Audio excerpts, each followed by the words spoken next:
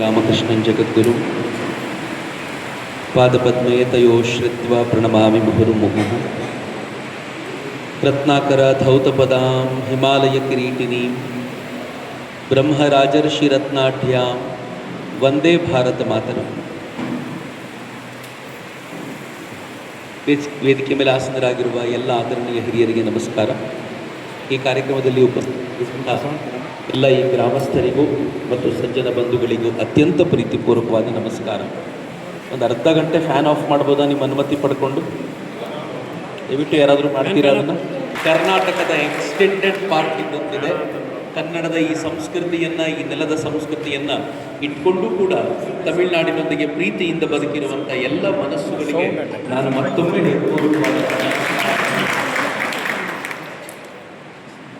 ಕೆಲವು ವರ್ಷಗಳ ಹಿಂದೆ, 15 ವರ್ಷಗಳ ಹಿಂದೆ ಹೊಸಕೋಟೆ ಹತ್ರ ಒಂದು ಸ್ಕೂಲ್ ಮಕ್ಕಳ ಕಾರ್ಯಕ್ರಮ.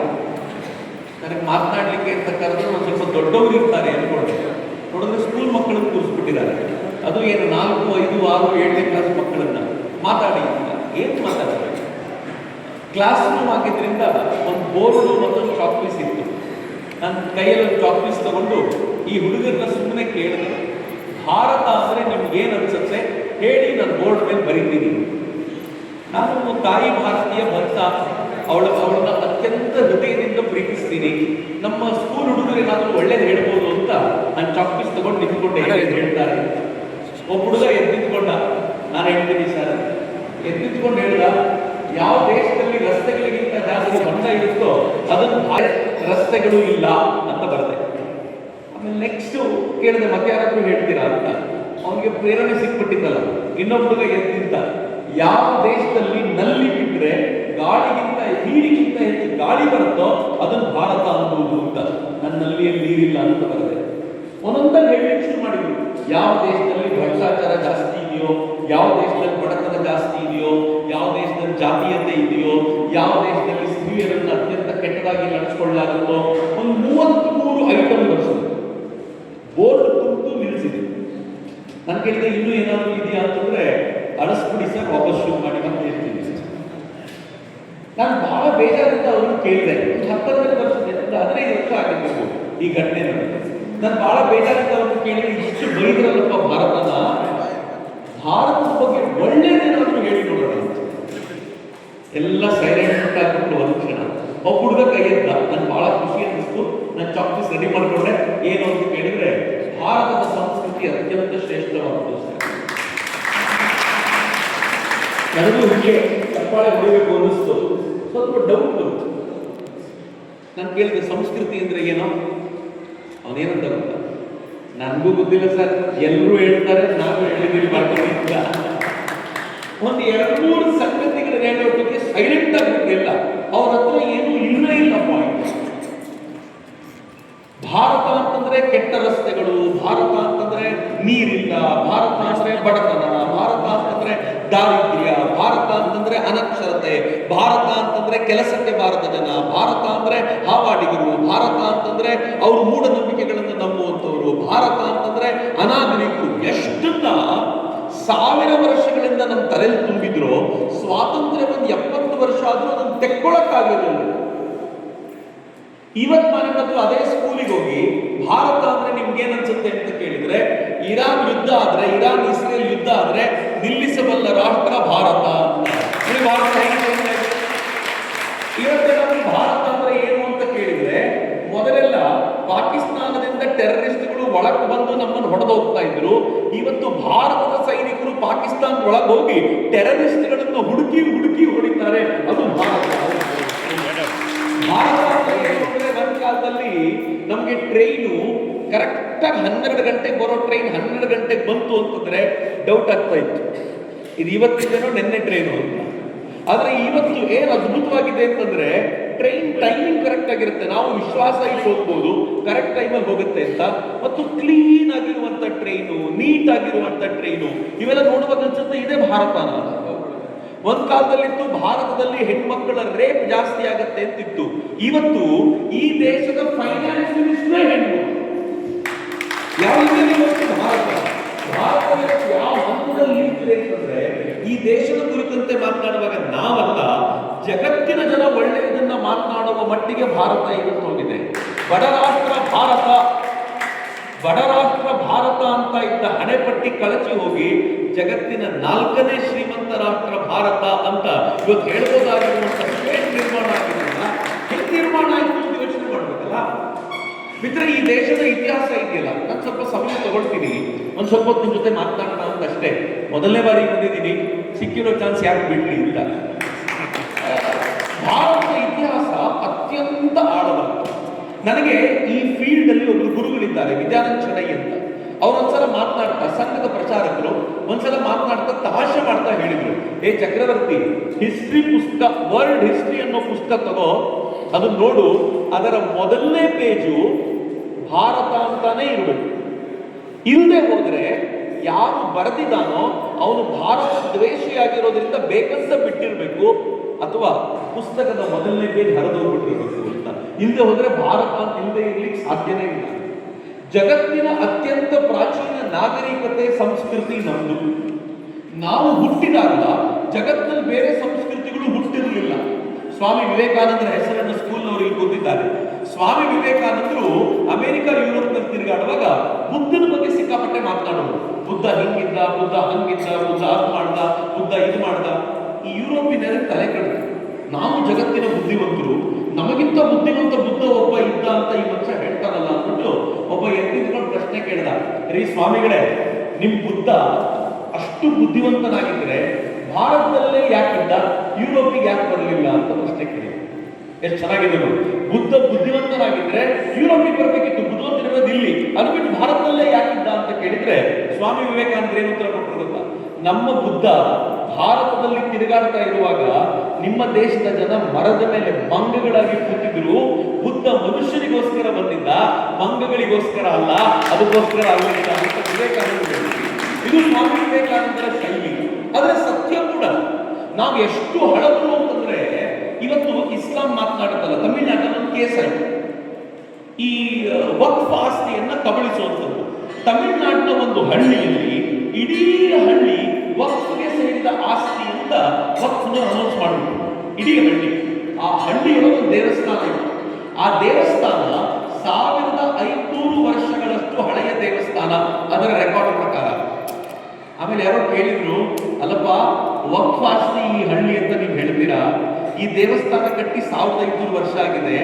1500 ವರ್ಷದ ಮುಂಚೆ ನಿಮ್ಮ ಇಸ್ಲಾಂ ಧರ್ಮನೇ ಇರಲಿಲ್ಲ, ಹಂಗಿದ್ಮೇಲೆ ಈ ದೇವಸ್ಥಾನ ನಿಮ್ದಂಗೆ ಅಂತ ಪ್ರಶ್ನೆ ಕೇಳಿದ್ರೆ ಉತ್ತರವೇ ಇಲ್ಲ. ಇಸ್ಲಾಂ ಹುಟ್ಟಿ 1400 ವರ್ಷ ಆಯಿತು. ಇಸ್ಲಾಂ ಹುಟ್ಟಿದ್ದು ಕ್ರಿಶ್ಚಿಯಾನಿಟಿ ನಂತರ. ಕ್ರಿಶ್ಚಿಯಾನಿಟಿ, ಕ್ರೈಸ್ತ ಮತ ಹುಟ್ಟಿ 2000 ವರ್ಷ ಆಗಿದ್ದಿರ್ಬೋದು ಅಷ್ಟೇ. ಆದರೆ ಈ ದೇಶದಲ್ಲಿ ಕೃಷ್ಣ ತಿರುಗಾಡಿ ಇವತ್ತಿಗೆ 5000 ವರ್ಷ ದಾಟಿ ಹೋಯಿತು. ಇದು 5127ನೇ ಕಲಿಯುಗದ ವರ್ಷ. ಈ ದೇಶದಲ್ಲಿ ರಾಮ ಹುಟ್ಟಿ ಮಿನಿಮಮ್ 8000 ವರ್ಷ ಆಯಿತು. ಈ ದೇಶದಲ್ಲಿ ಋಷಿಗಳು ಓಡಾಡ್ತಾ ಇದ್ದು ಮಂತ್ರಗಳನ್ನ ಸೃಜಿಸಿ ಇವತ್ತಿಗೆ 9 ರಿಂದ 10,000 ವರ್ಷ ಆಯಿತು. ಇದು ಭಾರತದ ತಾಕತ್ತು. ಮಿನಿಮಮ್ 10,000 ವರ್ಷಗಳ ಹಿಂದೆ ಈ ಭೂಮಿ ಮೇಲೆ ನಾವಿದ್ವಿ. ಇದ್ದಷ್ಟೇ ಅಲ್ಲ, ಇವತ್ತಿನವರೆಗೂ ಉಳ್ಕೊಂಡು ಬಂದಿದ್ದೀವಿ. ನಮ್ಮಷ್ಟು ಸುದೀರ್ಘ ಕಾಲ ಉಳ್ಕೊಂಡು ಬಂದಿರುವಂತ ಮತ್ತೊಂದು ಸಂಸ್ಕೃತಿ ಭೂಮಂಡಲದ ಮೇಲೆ ಇಲ್ಲ. ಇಡೀ ಜಗತ್ತಿನ ಜನ ಹೋಗ್ತಾರೆ. ಅದು ಉಳ್ಕೊಂಡಿರೋದು ಯಾವಾಗ? ನಾನು ಸುಮ್ಮನೆ ಒಂದು ವಿಶೇಷವಾದ ಸಂಗತಿ ಹೇಳ್ತೀನಿ, ಗಮನಿಸಿ ಹೇಗಿದೆ. ಮೊದಲ ಪೂಜೆ ಯಾರಿಗೆ ಸಲ್ಲುತ್ತೆ? ಯಾರಿಗೆ? ಗಣೇಶನಿಗೆ. ಯಾವಾಗಲಿಂದ ಶುರುವಾಗಿದೆ ಗೊತ್ತಾಯಿತು? ಇವತ್ತಿಗೆ ಕನಿಷ್ಠ ಪಕ್ಷ 3000 ವರ್ಷಗಳ ಹಿಂದೆ ಮೊದಲು ಗಣೇಶನಿಗೆ ಪೂಜೆ ಮಾಡಬೇಕು ಅಂತ ನಿಶ್ಚಯ ಆಯಿತು. ಆವತ್ತಿನಿಂದ ಇವತ್ತಿನವರೆಗೂ ನಮ್ಮ ಮನೆಗಳಲ್ಲಿ, ನಮ್ಮ ಸ್ಕೂಲುಗಳಲ್ಲಿ, ನಮ್ಮ ಕಾರ್ಯಕ್ರಮಗಳಲ್ಲಿ ಎಲ್ಲಾದ್ರೂ ಮೊದಲು ಗಣೇಶನ ಪೂಜೆ ನಡೆಯುತ್ತೆ. 3000 ವರ್ಷಗಳಿಂದ. ಈ 3000 ವರ್ಷಗಳಲ್ಲಿ ನಮ್ಮ ಮೇಲೆ ಗ್ರೀಕರು ಆಕ್ರಮಣ ಮಾಡಿದ್ರು, ಶಕರು ಮಾಡಿದ್ರು, ಹೂಣರು ಮಾಡಿದ್ರು, ಅರಬ್ಬರು ಮಾಡಿದ್ರು, ಮೊಘಲರು ಮಾಡಿದ್ರು, ತುರ್ಕರು ಮಾಡಿದ್ರು, ಫ್ರೆಂಚರು ಮಾಡಿದ್ರು, ಡಚ್ಚರು ಮಾಡಿದ್ರು, ಇಂಗ್ಲಿಷರು ಮಾಡಿದ್ರು, ಪಾಕಿಸ್ತಾನ ದಾಳಿ ಮಾಡ್ತು, ಚೀನಾ ದಾಳಿ ಮಾಡ್ತು. ಇಷ್ಟು ಜನರು ಆಕ್ರಮಣ ಮಾಡಿದ ನಂತರವೂ ಕೂಡ ಗಣೇಶನಿಗೆ ಮೊದಲ ಪೂಜೆಯನ್ನು ಪರಂಪರೆ ಹೋಗಲೇ ಇಲ್ವಲ್ಲ? ಹೆಂಗೆ? ಪರ್ಷಿಯನ್ರ ಮೇಲೆ ಗ್ರೀಕರು ದಾಳಿ ಮಾಡಿದ್ರು, ಪರ್ಷಿಯನ್ರ ಅಡ್ರೆಸ್ ಹೋಯ್ತು. ಈ ಪರ್ಷಿಯನ್ರ ಮೇಲೆ ಮುಸಲ್ಮಾನರು ದಾಳಿ ಮಾಡಿದ್ರು. ಆ ಪರ್ಷಿಯನ್ರು ಯಾರು ಅಂತ ಗೊತ್ತಿಲ್ಲದಂತೆ ನಾಶ ಮಾಡಿಬಿಟ್ರಿ. ಈ ಮುಸಲ್ಮಾನರ ಮೇಲೆ ಯಾರು ಆಕ್ರಮಣ ಮಾಡಿದ್ರು ಅವ್ರನ್ನ ಧ್ವಂಸಗೊಳಿಸಿದ್ರು. ಆದರೆ ಇವರೆಲ್ಲರೂ ಸೇರಿ ನಮ್ಮ ಮೇಲೆ ಆಕ್ರಮಣ ಮಾಡಿದ್ರು. ಇವತ್ತಿಗೂ ಈ ಊರಿನಲ್ಲಿ ಹಿಂದುವಾಗಿ ನಾನು ಮಾತನಾಡ್ತಿದ್ದೀನಿ, ಹಿಂದುವಾಗಿ ನೀವು ಕೇಳ್ತಾ ಇದ್ದೀರಾ ಅಂತಂದ್ರೆ ಈ ಹಿಂದೂ ಸಂಸ್ಕೃತಿಯ ಇದ್ರೆ ಆಕ್ರಮಣಕಾರಿಗಳಾಗಿ ಬಂದವರು ಆರ್ಡಿನರಿ ಅಲ್ಲ. ನಾನು ಯಾಕೆ ಇದನ್ನು ಹೇಳ್ತಾ ಇದ್ದೀನಿ ಅಂತ ನಿಮ್ಗೆ ಕಾಲಕ್ರಮದಲ್ಲಿ ಗೊತ್ತಾಗುತ್ತೆ. ಆರ್ಡಿನರಿ ಆಕ್ರಮಣಕಾರರಲ್ಲ, ಮುಸ್ಲಿಂ ಆಕ್ರಮಣಕಾರ ಯಾರಿದ್ದಾರೆ. ಈ ಊರಿನಲ್ಲಿ ಏನಾದರೂ ಮುಸ್ಲಿಮರಿದ್ರೆ, ಈ ಕಾರ್ಯಕ್ರಮವನ್ನು ಯಾರಾದರೂ ನೋಡ್ತಾ ಇದ್ರೆ ಅವ್ರು ಅರ್ಥ ಮಾಡ್ಕೋಬೇಕು, ಆಕ್ರಮಣಕಾರಿಗಳಾಗಿ ಬಂದ ಮುಸಲ್ಮಾನರು ದೇವರಂತ ಜನ ಏನಲ್ಲ. ಅವರು ಈ ದೇಶದಲ್ಲಿ ಮೊದಲಿಗೆ ನೋಡಿದ್ರು, ಈ ದೇಶದ ಇಡೀ ಸಂಸ್ಕೃತಿ ದೇವಸ್ಥಾನಗಳನ್ನ ಕೇಂದ್ರೀಕರಿಸಿಕೊಂಡಿದೆ. ಈಗ ನಮ್ಮನೆಯಲ್ಲೂ ಕೂಡ ಎಲ್ಲ ಸಂಸ್ಕೃತಿ ದೇವಸ್ಥಾನಕ್ಕೆ ಹೊಂದಿಕೊಂಡಿರುವಂತೆ. ಹೆಂಗಿದೆ ಅಂತಂದ್ರೆ, ನಾವು ಡಂಕಣಿ ಕೋಟೆಗೆ ನಾನು ಹೋಗಿದ್ದೆ. ಇಡೀ ಅಕ್ಕಪಕ್ಕದ ಜನ ಡಂಕಣಿ ಕೋಟೆಯ ದೇವಸ್ಥಾನದ ರಥೋತ್ಸವ ಯಾವತ್ತು ಅಂತ ಮೊದಲು ಡಿಸೈಡ್ ಮಾಡ್ತಾರೆ. ಅದಕ್ಕೆ ತಕ್ಕಂತೆ ತಮ್ಮ ವ್ಯಾಪಾರ, ತಮ್ಮ ಮದುವೆ, ಮನೆಯಲ್ಲಿ ಮದುವೆಗಳು ಇವೆಲ್ಲವನ್ನೂ ಜೋಡಿಸ್ಕೊಳ್ತಾರೆ. ರಥೋತ್ಸವಕ್ಕೆ ನಮ್ಮ ಮನೆ ತೊಂದರೆ ಬರಬಾರ್ದು. ದೇವಸ್ಥಾನ ಸೆಂಟರ್, ಅದಕ್ಕೆ ಸುತ್ತು ಬಿಡದಂತೆ ಜೋಡಿಸ್ಕೊಳ್ತೀವಿ. ಯಾವಾಗ ಮುಸ್ಲಿಮರು ಇದನ್ನು ನೋಡಿದ್ರು, ಆಕ್ರಮಣಕಾರಿಗಳನ್ನು ನೋಡಿದ್ರು, ಈ ದೇಶದ ದೇವಸ್ಥಾನಗಳನ್ನು ಧ್ವಂಸಗೊಳಿಸಿದ್ರೆ ಹಿಂದೂ ಸಂಸ್ಕೃತಿಯನ್ನ ನಾಶ ಮಾಡಿದಂತಾಗುತ್ತೆ. ಅದಕ್ಕೆ ಏನ್ ಮಾಡಿದ್ರು ಗೊತ್ತಾ?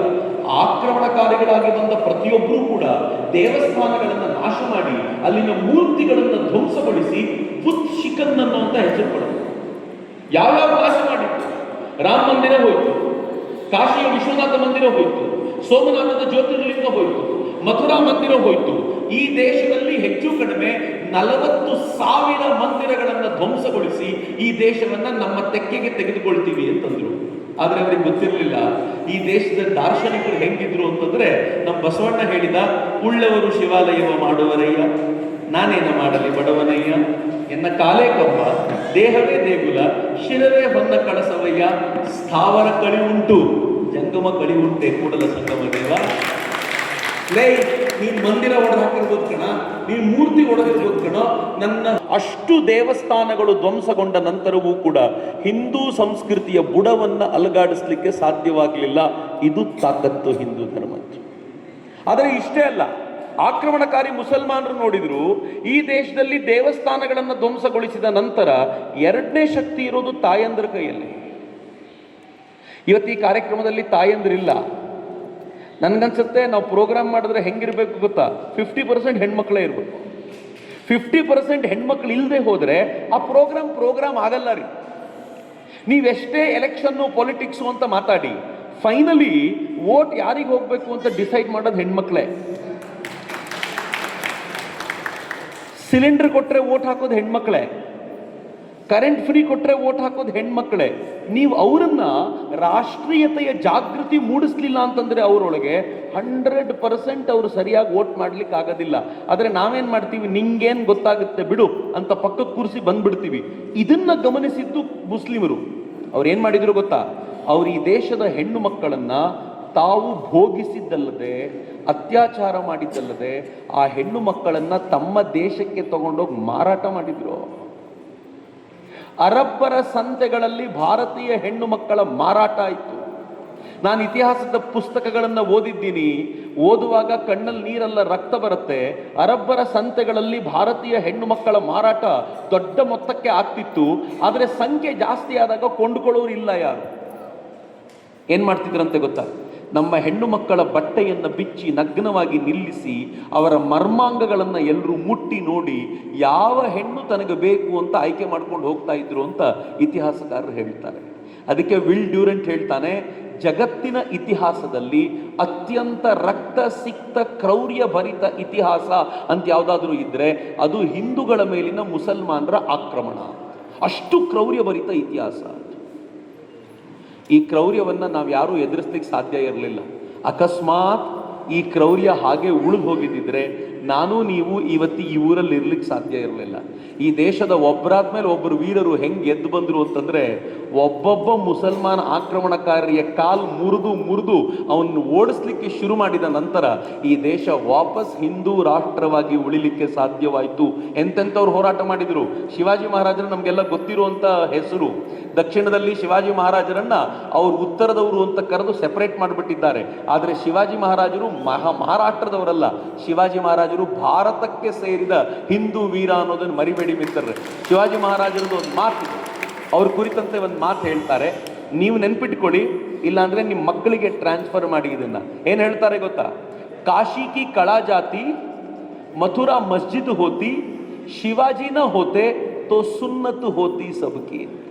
ಕಾಶಿಯ ಕಳೆ ಹೋಗ್ತಿತ್ತು, ಮಥುರಾ ಮಸ್ಜಿದ್ ಆಗಿರ್ತಿತ್ತು, ಅಕಸ್ಮಾತ್ ಶಿವಾಜಿ ಇಲ್ಲದೆ ಹೋಗಿದ್ದಿದ್ರೆ ಎಲ್ಲರದು ಸುನ್ನತ್ ಆಗಿರ್ತಿತ್ತು. ಸುನ್ನತ್ ಅಂದರೆ ಗೊತ್ತು ತಾನೆ, ನಾನು ಮತ್ತೆ ಹೇಳಬೇಕಾಗಿಲ್ಲ ತಾನೆ, ಆಗಿರ್ತಿತ್ತು. ಶಿವಾಜಿ ಮಹಾರಾಜರು ಉಳಿಸಿದ್ರು ನಮ್ಮನ್ನ ಅಂತ ಹೇಳ್ತಾರೆ. ಎಂತೆಂಥ ಹೋರಾಟಗಾರರು, ಹೆಣ್ಮಕ್ಳೇನು ಕಡಿಮೆ ಇರಲಿಲ್ಲ. ರಾಣಿ ಕರ್ಣಾವತಿ ಆಕ್ರಮಣಕಾರಿಯಾಗಿ ಬಂದಂಥ ಶಹಜಾನ್ನ 30,000 ಜನ ಸೈನಿಕರನ್ನ ಅಡ್ಡಗಟ್ಟಿ ಅವರನ್ನ ಬಡಿದು ಅವ್ರ ಮೂಗನ್ನು ಕತ್ತರಿಸಿ ಕಳಿಸಿದ್ರು. ಯಾರು ಮೂಗು ಕತ್ತರಿಸಿದ್ರು ಅಂತಂದ್ರೆ ಅವ್ರಿಗೆ ಗೊತ್ತಿರಲಿಲ್ಲ. ಅದಕ್ಕೆ ಅವಳ ಹೆಸರೇ ಉತ್ತರ ಭಾರತದಲ್ಲಿ ನಾಗ್ಕಾಟಿ ರಾಣಿ ಅಂತ ಕರೀತಾರೆ. ಆ ಥರದ ಹೆಸರಿಟ್ಕೊಂಡಂಥ ಹೆಣ್ಣು ಮಗಳು ಈ ನಾಡಿನಲ್ಲಿ ಉದಿಸಿದ್ದಾರೆ ಅಂತ. ಈ ಕಾರಣಕ್ಕೆ ನಾವು ಉಳಿಸ್ಕೊಳ್ಳಿಕ್ಕೆ ಸಾಧ್ಯ ಆಯಿತು. ನಿಮ್ಗೆ ಆಶ್ಚರ್ಯ ಹೇಳ್ತೀನಿ, ಕೊನೆಯ ಹಂತದಲ್ಲಿ ಮುಸಲ್ಮಾನರು ಹೆಂಗಾಗಿದ್ರು ಈ ದೇಶದಲ್ಲಿ ಅಂತಂದ್ರೆ, ಇರುವ ಹಿಂದೂಗಳಿಗೆ ತಮ್ಮ ಎಲ್ಲ ಸಂಪತ್ತನ್ನು ಒಪ್ಪಿಸಿ ನಾವು ಕೂಡ ಭಾರತದೊಂದಿಗೆ ಒಂದಾಗ್ತೀವಿ ಅಂತ ಹೇಳಿ ಇಡೀ ಭಾರತ ಒಂದಾಗುವಂಥ ಒಳ್ಳೆಯ ಕಾಲಘಟ್ಟದಲ್ಲಿದ್ದಾಗ ಕ್ರಿಶ್ಚಿಯನ್ರು ಎಂಟ್ರಿ ಆಗ್ಬಿಟ್ಟು. ಕ್ರಿಶ್ಚಿಯನ್ರು ಏನು ಮಾಡಿದ್ರು ಗೊತ್ತಾ? ಮುಸಲ್ಮಾನರು ಮತ್ತು ಹಿಂದೂಗಳನ್ನು ಮತ್ತೆ ಸೆಪರೇಟ್ ಮಾಡಿ ಮುಸಲ್ಮಾನರಿಗೆ ತಲೆಗೆ ತುಂಬಿದ್ರು, ನೀವು ಸ್ಟ್ರಾಂಗು, ನೀವ್ಯಾಕೆ ತಲೆ ಬಾಗ್ತೀರಾ, ನೀವು ಗಟ್ಟಿ, ನೀವು ಏರಿ, ನಿಮಗೆ ನಾವು ಸಪೋರ್ಟ್ ಮಾಡ್ತೀವಿ ಅಂತ ಸಪೋರ್ಟ್ ಮಾಡಿ ಮಾಡಿ ಮಾಡಿ ಮಾಡಿ ಮುಸಲ್ಮಾನರನ್ನ ಹಿಂದೂಗಳ ಎದುರಿಗೆ ಎತ್ತಿ ಕಟ್ಟಿ ತಾವು ತಮ್ಮ ಬೇಳೆ ಬೇಯಿಸ್ಕೊಂಡು 200 ವರ್ಷಗಳ ಕಾಲ ದೇಶ ಆಳ್ಬಿಟ್ಟು. ನಮಗೆ ಗೊತ್ತೇ ಆಗಲಿಲ್ಲ. ದುರಂತ ಏನು ಅಂತಂದ್ರೆ, ಬ್ರಿಟಿಷರು ಭಾರತವನ್ನು ಬಿಟ್ಟು ಹೋದ್ರು, ಆಳುವ ನಾಯಕರು ಹೆಂಗಿದ್ದಾರೆ ಅಂದ್ರೆ ಪಕ್ಕ ಬ್ರಿಟಿಷರ ಥರನೇ ಇದ್ದಾರೆ. ಇವತ್ತಿಗೂ ಭಾರತದಲ್ಲಿ ನಮ್ಮನ್ನು ಒಡೆದು ಆಳುವಂತ ಈ ಪ್ರಕ್ರಿಯೆ ಹೋಗಲೇ ಇಲ್ಲ. ರಾಜಕಾರಣಿಗಳೆಲ್ಲ ಮುಸಲ್ಮಾನರ ಪರ, ಮತ್ತು ಅವ್ರು ನಿಧಾನವಾಗಿ ಅವ್ರನ್ನ ಮೇಲಕ್ಕೆತ್ತಿ ನಮ್ಮ ವಿರುದ್ಧ ಎತ್ತಿ ಕಟ್ತಾರೆ. ಎತ್ತಿ ಕಟ್ಟೋದ್ರ ಮೂಲಕ ತಮ್ಮ ಆಳ್ವಿಕೆಯನ್ನು ಭದ್ರಗೊಳಿಸಿಕೊಳ್ತಾರೆ. ನಾವು ಒಂದಾಗ್ಲಿಕ್ಕೆ ಸಾಧ್ಯವೇ ಇಲ್ಲ. ಇತ್ತ ನಾವು ಹಿಂದೂಗಳಾದರೂ ಹೆಂಗಿದ್ದೀವಿ ಅಂತಂದ್ರೆ, ಇವತ್ತು ನಾವೆಲ್ಲ ಇಲ್ಲಿ ಒಂದು ಕಡೆ ಸೇರಿದ್ದೀವಿ, ಭಾಳ ಖುಷಿ ಇದೆ ನಮಗಿವತ್ತು. ಆದರೆ ಚುನಾವಣೆಯ ಸಂದರ್ಭದಲ್ಲಿ ಕ್ಯಾಂಡಿಡೇಟ್ ಹೆಸರು ನೋಡ್ತೀವಿ, ಹೆಸರು ನೋಡಿದ ನಂತರ ಇವನ್ ಜಾತಿ ಯಾವುದು ಅಂತ ಕೇಳ್ತೀವಿ. ನಮ್ಮ ಜಾತಿಯವನಿದ್ರೆ ಮಾತ್ರ ಓಟು, ನಮ್ಮ ಜಾತಿಯವನಿಲ್ಲ ಅಂತಂದ್ರೆ ಓಟ್ ಇಲ್ಲ ಅಂತ. ಹಿಂಗೆ ಮಾಡಿ ಮಾಡಿ ಮಾಡಿ ಎಷ್ಟು ಜಾತಿಯಲ್ಲಿ ಡಿವೈಡ್ ಆಗಿದ್ದೀವಿ ಅಂತಂದರೆ, ನಾನು ತಮಾಷೆ ಮಾಡ್ತಿರ್ತೀನಿ, ತಮಾಷೆ ಎಲ್ಲ ಸತ್ಯವೂ ಕೂಡ. ಎಲೆಕ್ಷನ್ ಶುರುವಾಗಿದೆ ತಾನೇ, ತಮಿಳ್ನಾಡಲ್ಲಿ ಸ್ವಲ್ಪ ಎಲೆಕ್ಷನ್ ಹವಾ ಸ್ಟಾರ್ಟ್ ಆಗಿದೆ. ಟಿ ವಿಯಲ್ಲಿ ನೋಡಬೇಕು, ಈ ಭಾಗದಲ್ಲಿ, ಈ ಊರಿನಲ್ಲಿ ಎಷ್ಟು ಜನ ಕುರುಬರಿದ್ದಾರೆ, ಎಷ್ಟು ಜನ ದಲಿತರಿದ್ದಾರೆ, ಎಷ್ಟು ಜನ ಬ್ರಾಹ್ಮಣರಿದ್ದಾರೆ, ಎಷ್ಟು ಜನ ಗೌಡರಿದ್ದಾರೆ, ಎಷ್ಟು ಜನ ಲಿಂಗಾಯತರಿದ್ದಾರೆ, ಎಲ್ಲ ಪರ್ಸೆಂಟೇಜ್ ಲೆಕ್ಕಕ್ಕೆ ಕೊಡ್ತಾರೆ. ಕೆಳಗಡೆ ಎಷ್ಟು ಜನ ಮುಸ್ಲಿಮರಿದ್ದಾರೆ ಅಂತ ಬರೆದು ಬಿಡ್ತಾರೆ. ಯಾಕ್ರಿ? ಮುಸಲ್ಮಾನರಲ್ಲಿ ಜಾತಿ ಇಲ್ವಾ? ಅವ್ರದ್ದು ಯಾಕೆ ಪ್ರತ್ಯೇಕ ಜಾತಿ ಬರೆಯಲ್ಲ? ನಮ್ಮದು ಮಾತ್ರ ಯಾಕೆ ಪ್ರತ್ಯೇಕ ಜಾತಿ? ಯಾಕೆ ನಮ್ದು ಪ್ರತ್ಯೇಕ ಜಾತಿ ಅಂತಂದ್ರೆ, ನಾವು ಜಾತಿ ಹೆಸರಲ್ಲಿ ಹೊಡೆದಾಡ್ಕೊಂಡು ಸಾಯ್ತೀವಿ ಅಂತ ಗೊತ್ತವ್ರಿಗೆ, ನಾವು ಜಾತಿ ಹೆಸರಲ್ಲಿ ಕಿತ್ತಾಡ್ತೀವಿ ಅಂತ ಗೊತ್ತವ್ರಿಗೆ. ಆದರೆ ಮುಸಲ್ಮಾನರು ಹಂಗಲ್ಲ. ಅವ್ರು ಯಾವತ್ತಾದರೂ ಹೊರಗಡೆಯಿಂದ ಆಕ್ರಮಣ ಬರುತ್ತೆ ಅಂತ ಗೊತ್ತಾದ ತಕ್ಷಣ ಅವರು ತಾವು ಒಟ್ಟಾಗಿ ನಿಂತು ಬಿಡ್ತಾರೆ. ಹಂಗಂತ ಜಾತಿ ಇಲ್ಲ ಅಂತ ತಿಳ್ಕೊಳ್ಬೇಡಿ. ಮುಸಲ್ಮಾನರಲ್ಲಿ ಮೇಲ್ವರ್ಗದವರನ್ನ ಅಶ್ರಫ್ಗಳು ಅಂತ ಕರೀತಾರೆ, OBCಗಳನ್ನ ಅಜ್ಲಫ್ಗಳು ಅಂತ ಕರೀತಾರೆ, ದಲಿತರನ್ನ ಅರ್ಜಾಲ್ಗಳು ಅಂತ ಕರೀತಾರೆ. ಅಜ್ಲಫ್ಗಳು ಮತ್ತು ಅರ್ಜಾಲ್ಗಳನ್ನ ಉತ್ತರ ಭಾರತದಲ್ಲಿ ಪಸ್ಮಂಡಾಗಳು ಅಂತ ಕರೀತಾರೆ. ಈ ಪಸ್ಮಂಡಾಗಳನ್ನ ಮೇಲ್ವರ್ಗದವರು ತಮ್ಮ ಮಸೀದಿಗೆ ಸೇರಿಸಲ್ಲ, ಜೊತೆಲಿ ಕೂತು ಊಟ ಮಾಡಲ್ಲ, ತಮ್ಮ ಹೆಣ್ಣನ್ನು ಕೊಡೋದಿಲ್ಲ. ಆದರೆ ಯಾವತ್ತಾದರೂ ಇರಾನ್ ಯುದ್ಧ ಆಯಿತು, ಇರಾನ್ ಮತ್ತು ಇಸ್ರೇಲ್ ಯುದ್ಧ ನಡೀತು ಅಂದ ತಕ್ಷಣ ಉಳಿದೆಲ್ಲ ಮುಸಲ್ಮಾನರು ಒಗ್ಗಟ್ಟಾಗ್ಬಿಡ್ತಾರೆ, ಜೊತೆಯಲ್ಲಿ ನಿಂತ್ಕೋತಾರೆ. ನಮ್ದ್ರಲ್ಲಿ ಹಂಗಾಗತ್ತೇನ್ರಿ? ತಮಿಳ್ನಾಡವ್ರು ಮಾತ್ರ ಹೂ ಅನ್ನೋಂಗಿಲ್ಲ. ಕೊನೆ ಪಕ್ಷ ಕರ್ನಾಟಕದವನಾಗಿ ನಾನು ಹೂ ಅನ್ಬೋದು, ನೀವು ಹೇಳೋಂಗಿಲ್ಲ. ಯಾಕೆ ಅಂದರೆ, ಇಲ್ಲೊಬ್ಬ ಬಂದ್ಬಿಟ್ಟು ಇದ್ದಕ್ಕಿದ್ದಂತೆ ಒಂದು ದಿನ ಹಿಂದೂ ಧರ್ಮ ಅಂತಂದರೆ ಅದು ಡೆಂಗ್ಯೂ, ಅದು ಮಲೇರಿಯಾ, ಅದು ಕ್ಯಾನ್ಸರು, ನನಗೆ ಅವಕಾಶ ಸಿಕ್ಕಿದ್ರೆ ನಾಶ ಮಾಡ್ತೀನಿ ಅಂದರೆ ತಲೆನೇ ಕೆಡಿಸ್ಕೊಂಡಿಲ್ವಲ್ಲ. ಯಾಕೆ ಅಂತಂದ್ರೆ ಅವನು ಹೇಳಿದ ಹಿಂದೂ ಧರ್ಮಕ್ಕೆ ತಾನೆ, ನಮ್ಮ ಜಾತಿಗಲ್ವಲ್ಲ. ನಮ್ಮ ಜಾತಿ ಸುದ್ದಿ ತೆಗೀಲಿ ತೋರಿಸ್ತೀವಿ ಅವನಿಗೆ ಅಂತ. ಅವನಿಗೂ ಜಾತಿ ಸುದ್ದಿ ತೆಗೆಯೋ ಧೈರ್ಯ ಇಲ್ಲ, ಆದರೆ ಹಿಂದೂ ಧರ್ಮಕ್ಕೆ ಹೇಳ್ತಾನೆ, ಯಾಕಂದ್ರೆ ವಾರಸುದಾರರು ಯಾರೂ ಇಲ್ಲ ಅಂತ. ಈಗ ನನಗೂ ಒಂದು ಜಾತಿ ಇದೆ, ಅದು ನನ್ನ ಮನೇಲಿ ಮಾತ್ರ. ನನ್ನ ಮನೆಯ ಹೊಸಲಿಂದ ಆಚೆ ಬಂದ ತಕ್ಷಣ ನೀನು ಯಾರು ಅಂತ ಯಾರಾದರೂ ಕೇಳಿದರೆ ನಾನು ಎದೆ ತಟ್ಕೊಂಡು ನಾನು ಹಿಂದೂ ಅಂತ ಹೇಳ್ತೀನಿ ಅಂತ. ಅದು ನನಗೆ ಹೆಮ್ಮೆ. ಅದಕ್ಕೆ ನನಗೆ ಕೇಸರಿ ಶಾಲ್ ಹಾಕಬೇಕಾದಾಗ ಭಾಳ ಹೆಮ್ಮೆ ಇದೆ. ನಾನು ಭಾಳ ಹೆಮ್ಮೆಯಿಂದ ಕೇಸರಿ ಶಾಲ್ ಹಾಕ್ತೀನಿ. ಯಾಕೆ ಗೊತ್ತಾ? ಯಾಕೆ ಅಂತಂದರೆ 25 ವರ್ಷ ಸಾಮಾಜಿಕ ಚಟುವಟಿಕೆಯಲ್ಲಿದ್ದೀನಿ. ನನ್ನ ಜಾತಿ ಯಾವುದು ಅಂತ ಇದುವರೆಗೂ ಯಾರಿಗೂ ಹುಡುಕಕ್ಕಾಗಲಿಲ್ಲ. ಒದ್ದಾಡ್ತಾರೆ, ಇವನು ಯಾವ ಜಾತಿ ಸಮಾವೇಶದಲ್ಲಿ ಹೋಗ್ತಾನೆ ಅಂತ ನೋಡಿದ್ರೆ ನಾನು ಲಿಂಗಾಯತರ ಸಮಾವೇಶಕ್ಕೂ ಹೋಗ್ತೀನಿ. ನಂಗೆ ವೀರಶೈವ ಸ್ವಾಮಿಗಳು ಬಹಳ ಆತ್ಮೀಯರು, ಬ್ರಾಹ್ಮಣ ಸ್ವಾಮಿಗಳಿಗೆ ನನ್ನ ಕಂಡ್ರೆ ಬಹಳ ಪ್ರೀತಿ, ನಾನು ದಲಿತ ಸ್ವಾಮಿಗಳೊಂದಿಗೂ ಒಡನಾಟ ಚೆನ್ನಾಗಿದೆ, ಅವ್ರ ಕಾರ್ಯಕ್ರಮಕ್ಕೂ ಹೋಗ್ತೀನಿ. ಅವ್ರಿಗೆ ಗೊತ್ತೇ ಆಗಲ್ಲ ಯಾವ ಜಾತಿ ಇವನು ಎಲ್ಲ ಜಾತಿಯವ್ರ ಜೊತೆ ಇರ್ತಾನಲ್ಲ ಅಂತ. ನಾನು ಹಿಂದೂ ಅನ್ನೋದು ನನಗೂ ಗೊತ್ತಿದೆ, ಸಮಾಜಕ್ಕೂ ಗೊತ್ತಿದೆ. ಯಾವತ್ತೂ ಪ್ರತಿಯೊಬ್ಬರು ನಾವು ಹಿಂದೂ ಎನ್ನುವ ಭಾವದಿಂದ ಒಟ್ಟಾಗ್ತೀವಲ್ಲ, ಅದು ಯಾವ ರಾಜಕಾರಣಿಗೆ ಹಿಂದುತ್ವದ ವಿರುದ್ಧ ಮಾತನಾಡೋ ತಾಕತ್ತಿಗೆ ನೋಡಿಬಿಡಬೇಕು ಅಂತ. ಮಿತ್ರ, ಇವತ್ತೊಂದು ಪರ್ವಕಾಲ, ಇವತ್ತೊಂದು ವಿಶೇಷವಾಗಿರುವಂಥ ಕಾಲ. ಇಂಥ ಕಾಲ ಹಿಂದೆಂದಿಗೂ ಬಂದಿರಲಿಲ್ಲ. ನಾನು ಮತ್ತು ನೀವು ಪುಣ್ಯವಂತರು. ಇಲ್ಲಿರೋ ಬಹುತೇಕರು, ಇಲ್ಲಿರೋ ಯಾರು 75-80 ಆದವ್ರು ಯಾರೂ ಇಲ್ಲ. ತುಂಬ ಎಲ್ಲರೂ ಕೂಡ 40-35ರಿಂದ 55 ನಡುವೆ ಇದ್ದಂತೆ ನನಗೆ ಕಾಣುತ್ತೆ. ನಂಗೆ ಭಾಳ ಖುಷಿ. ನಾವೆಲ್ಲ ಪುಣ್ಯವಂತರು. ಯಾಕೆ ಅಂತಂದರೆ ರಾಮ ಮಂದಿರವನ್ನು ಬಾಬರ್ ಒಡೆದಾಕಿ 500 ವರ್ಷ ಆಯಿತು. 500 ವರ್ಷದಿಂದ ಬಂದಂಥ ಹೆಚ್ಚು ಕಡಿಮೆ 20-25 ಪೀಳಿಗೆಗಳು ರಾಮ ಮಂದಿರ ಬೇಕು, ವಾಪಸ್ ಬೇಕು ಅಂತ ಫೈಟ್ ಮಾಡಿದ್ರು. ಭಗವಂತ ಅವ್ರು ಯಾರಿಗೂ ವರ ಕೊಡಲಿಲ್ಲ. ಭಗವಂತ ವರ ಯಾರೋ ಕೊಟ್ಟ ಅಂದರೆ ನನಗೆ ಮತ್ತು ನಿಮಗೆ ಕೊಟ್ಟ, ನಿಮಗೆ ನೋಡೋ ಭಾಗ್ಯ ಹೋಗ್ರಪ್ಪ ಅಂತ. 500 ವರ್ಷಗಳಲ್ಲಿ ಯಾರಿಗೂ ಸಿಗಲಿಲ್ಲ. ನಮ್ಮಪ್ಪ ರಾಮ ಮಂದಿರಕ್ಕೆ ಇಟ್ಟಿಗೆ ಕೊಟ್ಟರು. ರಾಮ ಮಂದಿರ ಆದಾಗ ಅವ್ರು ಇದ್ರು. ನೀನು ಬರ್ತೀಯಾ ಅಂತ ಕೇಳಿದರೆ ಆಗಲ್ಲ ಕಣ, ಸುಸ್ತಾಗ್ಬಿಟ್ಟಿದ್ದೀನಿ ಅಂದರು ನಮ್ಮಪ್ಪ. ನಮ್ಮ ತಾತ ರಾಮ ಮಂದಿರದ ಹೋರಾಟದಲ್ಲಿದ್ದರು, ಆದರೆ ಅವರಿಗೆ ರಾಮ ಮಂದಿರ ನೋಡೋ ಭಾಗ್ಯ ಇರಲಿಲ್ಲ, ತೀರ್ಕೊಂಡ್ರು. ನಮ್ಮ ಮುತ್ತಾತಂಗಾಗಲಿಲ್ಲ, ಅವ್ರ ಅಪ್ಪಂಗಾಗಲಿಲ್ಲ, ಅವ್ರ ತಾತಂಗಾಗಲಿಲ್ಲ, ಯಾರಿಗೂ ಆಗಲಿಲ್ಲ.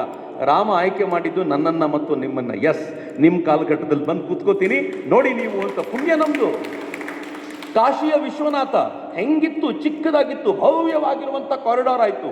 ವಿಶ್ವನಾಥ ಭವ್ಯವಾಗಿರುವಂಥ ಕಾರಿಡಾರಲ್ಲಿ ಕೂತಿದ್ದು ಯಾರ ಕಾಲದಲ್ಲಿ? ನಮ್ಮ ಕಾಲದಲ್ಲಿ. ಇನ್ಯಾರಿಗೂ ನೋಡ್ಲಿಕ್ಕೆ ಸಿಗಲಿಲ್ಲ ಅದು. ಎಲ್ಲ ಬಿಡಿ, ನಾವು ಉಜ್ಜಯಿನಿ ಕಾರಿಡಾರ್ ನೋಡಿದ್ವಿ. ಇನ್ನು ಸ್ವಲ್ಪ ದಿನದಲ್ಲಿ ಮಥುರಾ ಕೆಲಸ ಆರಂಭವಾಗುತ್ತೆ, ನೋಡ್ತಾ ಇರಿ. ಕೃಷ್ಣ ಒಬ್ಬ ಬಂದು ಕೂತ್ರೆ ನಮ್ದೆಲ್ಲ ಇಚ್ಛೆ ಈಡೇರದಂತೆ ಅವನು ಬಂದು ಕೂತ್ಕೋತಾನೆ. ಭಾಳ ದೂರ ಏನೂ ಇಲ್ಲ, ಅದು ಆಗ್ಬಿಡುತ್ತೆ. ನಮ್ಮ ಭಾಗ್ಯ ಹೆಂಗಿದೆ ಅಂತಂದ್ರೆ ಅದನ್ನು ನೋಡ್ತೀವಿ. ಇಷ್ಟು ಸಾಲದು ಅಂತ ಭಗವಂತ ನಮ್ಮ ಪೀಳಿಗೆಗೆ ಒಂದು ಎಕ್ಸ್ಟ್ರಾ ಬೋನಸ್ ಕೊಟ್ಟ. 144 ವರ್ಷಕ್ಕೊಮ್ಮೆ ಬರುವ ಮಹಾಕುಂಭ ನೋಡುವ ಭಾಗ್ಯ ನನಗೆ ಮತ್ತೆ ನಿಮಗೆ ಮಾತ್ರ ಅಲ್ಲ. ಯಾರಿಗೆ ಸಿಕ್ತ್ರಿ? ನಮ್ಮಪ್ಪ ಮಹಾಕುಂಭನ್ ಟಿವಿಯಲ್ಲಿ ನೋಡಿದ್ರು. ನಾನು ಖುದ್ದಾಗಿ ಹೋಗಿ ಬಂದಿದ್ದೀನಿ ಮಹಾಕುಂಭಕ್ಕೆ. 144 ವರ್ಷದ ಹಿಂದೆ ಹುಟ್ಟಿದ ಮಗುವಿಗೆ ನೋಡೋ ಭಾಗ್ಯ ಇಲ್ಲ. ಈ 144 ವರ್ಷದ ನಂತರ, ಮೊನ್ನೆ ಮಹಾಕುಂಭ ಕಳೆದ ನಂತರ ಹುಟ್ಟಿದ ಮಗುವಿಗೆ ಇನ್ನೊಂದು ಮಹಾಕುಂಭ ನೋಡೋ ಭಾಗ್ಯ ಇಲ್ಲ. ನಾನು ಎಂಥ ಟೈಮಲ್ಲಿ ಹುಟ್ಟಿದ್ದೀನಿ, ನನಗೆ ನೋಡೋ ಭಾಗ್ಯ ಅಲ್ಲ. ಈ ಪೀಳಿಗೆ ಭಾಗ್ಯವಂತ ಪೀಳಿಗೆ. ನಮ್ಮ ಮೇಲೆ ಎಷ್ಟು ವಿಶ್ವಾಸ ಇದೆ ದೇವರಿಗೆ ಅಂತಂದರೆ, ಕಚ್ಚಿನ ಮರುಭೂಮಿಯಲ್ಲಿ, ಮರುಭೂಮಿಯ ಕೆಳಗೆ ಇದ್ದಕ್ಕಿದ್ದಂತೆ ಆ ಮರುಭೂಮಿಯಿಂದ ಮರಳೆಲ್ಲ ಹೋದ ನಂತರ ಒಂದು ಲಿಂಗ ಸಿಕ್ತು. ಶಿವಲಿಂಗ, ದೊಡ್ಡ ಶಿವಲಿಂಗ. ನನಗನ್ಸುತ್ತೆ ಒಂದು 2-2.5 ಅಡಿಯ ಕೆಂಪು ಕಲ್ಲಿನ ಶಿವಲಿಂಗ. ಆ ಥರ ಶಿವಲಿಂಗ ನೋಡೇ ಇರಲಿಲ್ಲ ನಾನು. ಈ ಕಡೆ ಕೃಷ್ಣಾ ನದಿಯಲ್ಲಿ ಒಂದು ರಾಮನ ವಿಗ್ರಹ ಸಿಕ್ತು, ಸುಂದರವಾಗಿರೋ ವಿಗ್ರಹ. ಯಾರೋ ಹೇಳಿದ್ರು ಇದೇ ಮೂಲ ರಾಮನಲ್ಲ, ಇದೇ ಅಯೋಧ್ಯೆಯಲ್ಲಿದ್ದು ಆಕ್ರಮಣಕಾರಿಗಳು ಬಂದಾಗ ಅದನ್ನು ಮುಚ್ಚಿಡ್ಲಿಕ್ಕೆ ಅಂತ ತಗೊಂಡ್ಬಂದಿದ್ರು, ನದಿಯಲ್ಲಿ ಹಾಕಿಟ್ಟಿದ್ರು, ಈಗ ಕಾಣಿಸ್ಕೊಳ್ತಿದೆ ಅಂತ. ಮೊನ್ನೆ ತೆಲಂಗಾಣದಲ್ಲಿ ಒಂದು ವಿಷ್ಣುವಿನ ಮೂರ್ತಿ ಸಿಕ್ತು. ನಂಗೆ ಯಾರೋ ಕೇಳಿದ್ರು ಯಾಕೆ ಇಷ್ಟೊಂದು ಮೂರ್ತಿಗಳು ಸಿಗ್ತಿವೆ ಈಗ? ನಾನಂದೆ ದೇವರಿಗೂ ಕಾನ್ಫಿಡೆನ್ಸ್ ಬಂದಿದೆ, ಈಗಿನ ಕಾಲದ ಜನ ನನ್ನನ್ನು ಚೆನ್ನಾಗಿ ನೋಡ್ಕೋತಾರೆ ಅಂತ ದೇವರಿಗೂ ವಿಶ್ವಾಸ ಬಂದಿರುವಂಥ ಕಾಲಘಟ್ಟ. ಎಲ್ಲಿಂದ ಬಂತು ಈ ವಿಶ್ವಾಸ? ಈ ವಿಶ್ವಾಸ ಬಂದಿರೋದು ಎಲ್ಲಿಂದ ಅಂತಂದರೆ, ನಾವೆಲ್ಲರೂ ಜಾಗೃತವಾಗಿದ್ದೀವಿ ಅನ್ನೋ ಕಾರಣಕ್ಕೋಸ್ಕರ. ಜಾಗೃತಿಯನ್ನು ಕಳ್ಕೊಂಡ್ರೆ ಹೋಯ್ತು ಮಿತ್ರರೇ. ಆದರೆ ಹಿಂದೂ ಧರ್ಮದ ಕೆಲಸ ಕಂಪ್ಲೀಟ್ ಆಗಿದೆಯಾ? ಕಂಪ್ಲೀಟ್ ಆಗಲಿಲ್ಲ. ಇನ್ನೂ ಆಗಬೇಕಾಗಿರುವ ಕೆಲಸ ಬೇಕಾದಷ್ಟಿದೆ. ಹೀಗಾಗಿ ಈ ಜಾಗೃತಿಯನ್ನು ಕಂಟಿನ್ಯೂ ಮಾಡಬೇಕಾಗಿರುವಂಥ ಅಗತ್ಯ ಇದೆ ಅಂತ. ಇವತ್ತಿನ ಭಾರತ ನೋಡಿ ಎಷ್ಟು ಸ್ಟ್ರಾಂಗ್ ಆಗಿರುವಂಥ ಭಾರತ ಅಂತಂದರೆ, ಇವತ್ತು ಇಸ್ರೇಲ್ ಮತ್ತು ಇರಾನ್ ನಡುವೆ ಯುದ್ಧ ನಡೀತಿದೆ. ನಾನು ಮಧ್ಯಾಹ್ನ ಇದರಲ್ಲಿ ಮಾತಾಡ್ತಾ, ಏನೋ ದೇವಮಡು, ಯಾವುದು ಊರ ಹೆಸರು, ಏನೇಕೋಟೆ, ಅಲ್ಲಿಗೆ ಮಾತಾಡ್ತಾ ಸುಮ್ಮನೆ ನಾನು ಹೇಳ್ತಾ ಇದ್ದೆ, ರಂಜಾನ್ ಈ ಬಾರಿ ಇಸ್ಲಾಂ ಹುಟ್ಟಿದ ಸೌದಿ ಅರೇಬಿಯಾದಲ್ಲಿ ಚೆನ್ನಾಗಾಗಲಿಲ್ಲ. ಮುಸಲ್ಮಾನರಿಗೆ ಕೇಳಿಸಿ ಇದನ್ನ, ಅವ್ರು ಯಾರಾದರೂ ಇದ್ರೆ ಕೇಳಲಿ. ಸೌದಿ ಅರೇಬಿಯಾದಲ್ಲಿ ಇಸ್ಲಾಂ ಹುಟ್ಟಿತು, ಈ ಸಲ ರಂಜಾನ್ ಚೆನ್ನಾಗಾಗಲಿಲ್ಲ. ಅವ್ರು ಆಕಾಶ ನೋಡ್ಕೊಂಡು ಕೂತಿದ್ರು, ಯಾವಾಗ ಬಾಂಬ್ ಬೀಳುತ್ತೋ, ಯಾರ ಮೇಲೆ ಬೀಳುತ್ತೋ, ಏನಾಗುತ್ತೋ ಅಂತ. ಊಟ ಮಾಡಿದ್ವೋ ಇಲ್ವೋ ಕೇಳೋರ್ ಗತಿ ಇರಲಿಲ್ಲ. ಇಸ್ಲಾಂ ತುಂಬ ಸ್ಟ್ರಾಂಗ್ ಆಗಿರುವಂಥ ಯುನೈಟೆಡ್ ಅರಬ್ ಎಮಿರೇಟ್ಸ್ ದುಬೈನಲ್ಲಿ ಚೆನ್ನಾಗಿ ನಡೀಲಿಲ್ಲ, ಒಮನಲ್ಲಿ ನಡೀಲಿಲ್ಲ, ಕತಾರ ನಡೀಲಿಲ್ಲ, ಕುವೈತಲ್ಲಿ ನಡೀಲಿಲ್ಲ, ಪಾಕಿಸ್ತಾನದಲ್ಲಿ ನಡೀಲಿಲ್ಲ, ಬಾಂಗ್ಲಾದೇಶದಲ್ಲಿ ನಡೀಲಿಲ್ಲ. ರಂಜಾನ್ ಎಲ್ಲಾದರೂ ಚೆನ್ನಾಗಿ ನಡೆದಿದ್ರೆ ಅದು ಹಿಂದೂಸ್ತಾನದಲ್ಲಿ ಮಾತ್ರ. ಹೆಂಗ್ರಿ ಇದು? ಮುಸಲ್ಮಾನರಿಗೂ ಅವ್ರ ಪಾಲಿಗೆ ತೀರ್ಥಕ್ಷೇತ್ರ ಅಂತ ಯಾರಾದರೂ ಇದ್ರೆ ಅದು ಹಿಂದೂಸ್ತಾನವೇ ಆಗಬೇಕು. ಅಷ್ಟು ಚೆನ್ನಾಗಿರುವ ರಾಷ್ಟ್ರವನ್ನ ಕಟ್ಟಿಕೊಟ್ಟಿದ್ದೀವಿ. ಹೆಂಗೆ?